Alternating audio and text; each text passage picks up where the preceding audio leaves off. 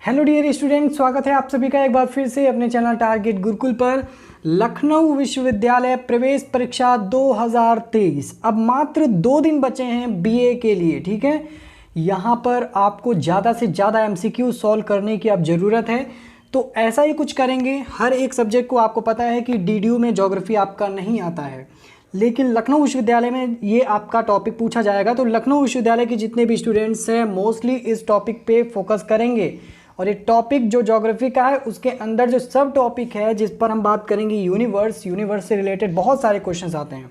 ज़्यादा से ज़्यादा और जल्दी से जल्दी क्वेश्चंस को हल करेंगे, ज़्यादा डिटेल में नहीं जाते हुए क्वेश्चंस को सॉल्व करने की कोशिश करेंगे, क्योंकि ज़्यादा से ज़्यादा क्वेश्चंस हमें सॉल्व करने हैं। ठीक है, चलिए शुरू करते हैं। एक पार्ट हम इसका करा चुके हैं डिटेल में, आप उसे देख सकते हैं। ठीक है, पहला क्वेश्चन है कि पृथ्वी अपनी दूरी पर एक चक्कर कब पूरा करती है। यानी टाइम पूछ रहा है कि पृथ्वी, आपको पता है कि यहाँ पर घूमती है। ठीक है, एक मतलब चक्कर लगाती है सूर्य के, पृथ्वी सूर्य के चक्कर लगाती है, लेकिन साथ ही साथ पृथ्वी अपने जगह पर भी घूमा करती है।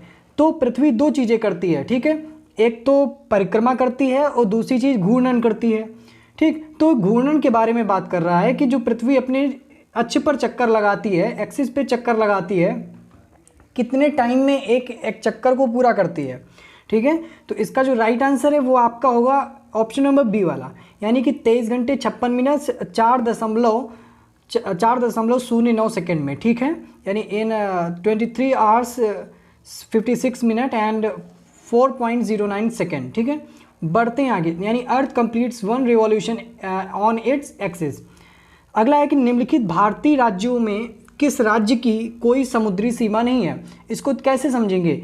समुद्री सीमा का मतलब है कि ऐसा भारत का कौन सा राज्य है जिसकी जो बाउंड्री है वो समुद्र के इलाके से नहीं मिलती है। ठीक है, which one of the following Indian states does not have any sea border. ठीक है, मान लो भारत का अगर तमिलनाडु है, आप देखेंगे कि यहाँ सब पानी भरा हुआ है, तो तमिलनाडु के जितने भी हैं इधर, चाहे मुंबई की बात कर लें, चाहे गुजरात की बात कर लें, चाहे गोवा की बात कर लें, सारे ये जितने भी आते हैं आपके समुद्र के इलाके में आते हैं। लेकिन इसमें से एक ऑप्शन है, जैसे कि आपका राजस्थान आपको दिखेगा कि ये जो सीमा शेयर करता है वो पाकिस्तान के साथ करता है। ठीक है, मोस्टली पाकिस्तान के साथ इसकी सीमा शेयर होती है, पाकिस्तान में कोई समुद्र नहीं है, आपको पता है। तो इसी कारण ये राजस्थान इसका राइट आंसर होगा। ठीक है, आप देखोगे गुजरात भी समुद्री इलाके पे है, गोवा भी है, महाराष्ट्र भी है, लेकिन आपका राजस्थान अलग है। ठीक है, which of the one following Indian states does not have any sea border, the right answer is Rajasthan. बढ़ते हैं आगे, अगला है कि घना पक्षी विहार कहाँ स्थित है। इसका भी आंसर राजस्थान होगा। तो जितने भी फेमस यहाँ पर आपके बर्ड सेंचुरी हैं उन पर भी आपको ध्यान रखना है, जितने भी फेमस जू हैं उन पर भी आपको क्वेश्चन बनेगा। तो ये कॉन्सेप्ट यहाँ पर क्लियर कर रहा है कि राजस्थान इसका राइट आंसर होगा। आगे बढ़ते हैं कि सूर्य के चारों ओर परिक्रमा करने वाले खगोलीय पिंड क्या कहलाते हैं। ध्यान रखना, क्वेश्चन को ध्यान से पढ़ना। सूर्य के चारों ओर पूछ रहा है, पृथ्वी के चारों ओर नहीं पूछ रहा है। तो सूर्य के चारों ओर, आपको पता है कि सूर्य के चारों ओर ग्रह होते हैं। ठीक है, उपग्रह तो होंगे नहीं। उपग्रह किसी ग्रह का कोई ग्रह हो, जिसको उपग्रह होता है उसे उपग्रह कहते हैं। ठीक है, लेकिन सूर्य के जितने चारों ओर लगाते हैं वो ग्रह कहलाते हैं। तो ग्रह इसका राइट आंसर होगा, planet is the right answer. What are the celestial bodies that revolve around the sun called planet? बढ़ते हैं आगे, अगला क्वेश्चन है कि ग्रहों की गति का नियम किसने प्रतिपादित किया। Who propounded the law of planetary motion? The right answer is Kepler. Kepler is the right answer. आगे बढ़ते हैं कि सौरमंडल में कुल कितने ग्रह हैं, कंफ्यूज नहीं होना है। How many planets are there in the solar system? The right answer is 8. पहले 9 थे, लेकिन अब यहाँ पर एक जो प्लूटो है उसको हटा दिया गया है, अब 8 बचे हैं। तो 8 आपका राइट आंसर है। बढ़ते हैं आगे कि सूर्य से बढ़ती दूरी के अनुसार ग्रहों का सही क्रम क्या है। बढ़ती दूरी का मतलब है कि मान लो बढ़ती दूरी मतलब एक तो ये कोई मान लो सूर्य है और सूर्य के पास एक ये ग्रह है। ठीक है, तो उसके बीच की दूरी इतनी हुई, फिर क्या हुआ कि थोड़ा सा और दूर जाएगा तो इसके बीच की दूरी इतनी हुई। अब क्या होगा कि तीसरा यहाँ पर होगा, तो ये देखो दूरी यहाँ पे कम थी, यहाँ और दूरी बढ़ी, यहाँ पे और दूरी बढ़ गई, और फिर जाते जाते एक यहाँ पर और दूरी हो जाएगी। तो बढ़ती दूरी के क्रम में, यानी कि बढ़ती दूरी के अनुसार ग्रहों का सही क्रम क्या है। और ऐसे ही सूर्य के जो ग्रह हैं वो कौन से हैं जो बढ़ती दूरी के आधार पर हैं। ठीक है, तो इसका राइट आंसर होगा option number D, Budh Shukra पृथ्वी मंगल। आप देखोगे ये सीक्वेंस में है जो कि बढ़ती दूरी के क्रम पर आधारित है। आगे है कि सबसे चमकीला ग्रह, इसको इंग्लिश में भी देख लेते हैं वरना इंग्लिश वाले बच्चे मुझसे नाराज हो जाएंगे। According to the increasing distance from the sun is correct order of the planets. कौन सा है? मरकरी, वेनस, अर्थ और मार्स। ठीक है, अगला है कि चमकीला ग्रह कौन सा है। ठीक है, which is the brightest planet. तो इसका राइट आंसर है आप लोगों का शुक्र। ठीक है, यहाँ पर आप लोग देख लेना, इसको वेनस है, वेस्पर नहीं है, ये है आपका वेनस। ठीक है, Venus is the right answer. थोड़ा सा इंग्लिश ट्रांसलेशन में गड़बड़ हो जाता है। सूर्य से सबसे अधिक दूर स्थित ग्रह कौन सा है? सूर्य से सबसे दूर कौन सा है भैया, बता दो। सबसे दूर सूर्य यहाँ पर है, तो जो लास्ट में होगा सबसे दूर वो कौन सा होगा? सबसे पास आपको बता दें, सबसे पास है पहले बुध। ठीक है, बुध जो है वो सबसे पास है, ये आपको यहाँ पर ध्यान रखना है। बुध को कहते हैं मरकरी।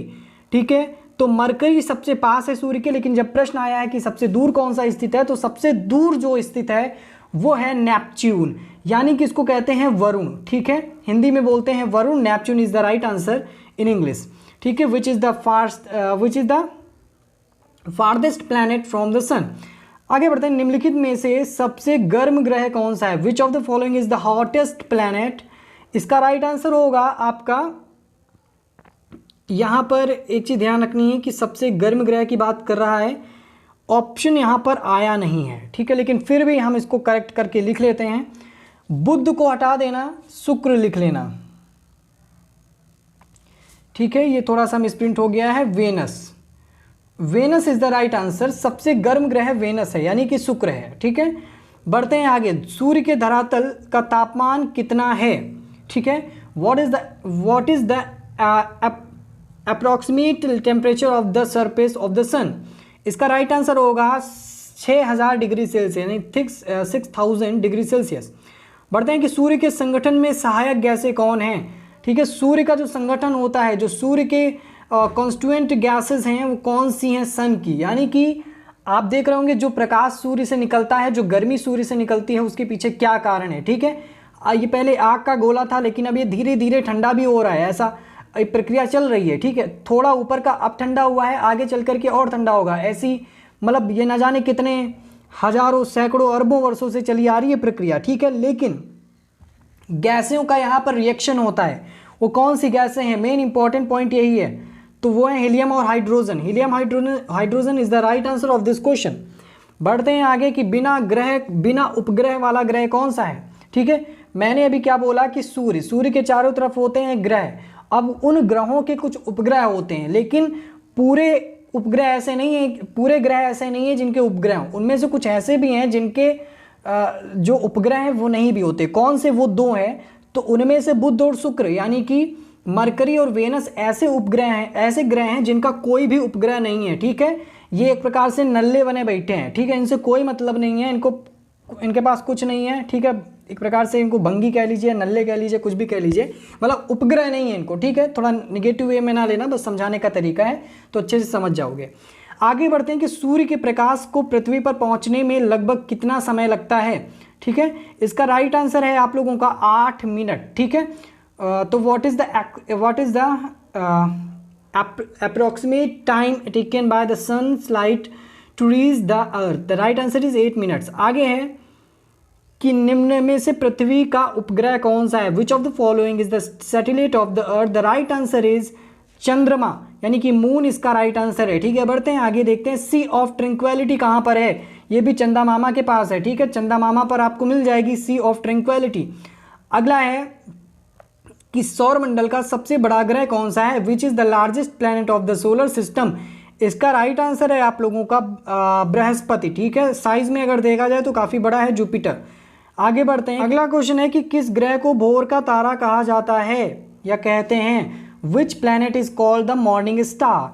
यहाँ पे जो राइट आंसर है वो ऑप्शन ही नहीं है। ठीक है, तो राइट ऑप्शन यहाँ पर दिया नहीं है, तो आप एक काम करना, शनि को हटा देना, शनि की जगह शुक्र कर लेना, मिसप्रिंट हो जाता है। ठीक है, गलतियां सबसे होती हैं। वेनस इसको कर लेना, तो वेनस इसका राइट आंसर होगा। ठीक है, कोई भी ऑप्शन हटाकर वेनस कर लेना। आगे है कि सबसे अधिक उपग्रह वाला ग्रह कौन सा है। ऐसा कौन सा उपग्रह, ऐसा कौन सा ग्रह है जिसके सबसे ज़्यादा उपग्रह हैं? अभी मैंने 2 बताया, बुध शुक्र, उनके कोई उपग्रह नहीं है, नल्ले बने बैठे हैं। लेकिन ये 2 उपग्रह, एक ऐसा ग्रह है इसमें से जो सबसे ज़्यादा उपग्रह हैं जिसके, वो है शनि। ठीक है, शनि एक ऐसा ग्रह है जिसके बहुत ज़्यादा उपग्रह हैं। अब which is the planet with maximum number of satellites. अगला है कि सौरमंडल का सबसे छोटा ग्रह कौन सा है, सबसे छोटा, टिन्नी पिड्डी भर का। ठीक है, तो इसका राइट आंसर है बुध। मैंने अभी आपको आगे बताया भी था, which is the smallest planet of the solar system. तो राइट आंसर है इसका, ये सब आपको पता है, जब ट्रांसलेट होता है तो कहीं वेडनेसडे, तो कहीं पे थर्सडे लिख कर आ जाएगा बृहस्पति का। तो ये आपके अंडरस्टैंडिंग के अकॉर्डिंग आप सही कर सकते हो इसको। ठीक है, ये थोड़ा सा ट्रांसलेट होता है तो ट्रांसलेशन मोशन में चला जाता है, लेकिन आपको पता है कि बृहस्पति को जुपिटर कहते हैं और बुध को मरकरी कहते हैं, तो उस हिसाब से सही कर लेना। तो बुध को यहाँ पर वेडनेसडे नहीं होगा, बुध को मरकरी कहते हैं तो मरकरी होगा। ठीक है, थोड़ा सा ये अपनी कोड की लैंग्वेज को लेकर चलता है। ठीक है, चलिए ठीक है, कोई बात नहीं, आज के लिए इतना ही। मिलते हैं नेक्स्ट वीडियो में। हमारे साथ जुड़ने के लिए आप सभी का बहुत बहुत धन्यवाद।